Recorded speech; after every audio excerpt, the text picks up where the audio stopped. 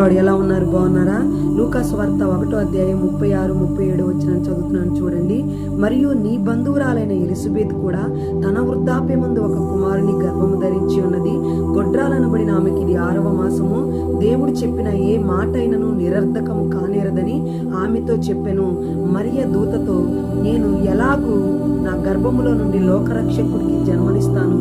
నేను పురుషులను ఎరగనదానను, నాకింకా వివాహం కాలేదు, ఇది ఎలా సాధ్యమని ఆలోచించుకొనిచుండగా దూత, నీ బంధువురాలైన ఎలిజబెత్ గొడ్రాలై ఉండి తన వృద్ధాప్యములో ఒక కుమారుని గర్భము ధరించి ఉన్నది.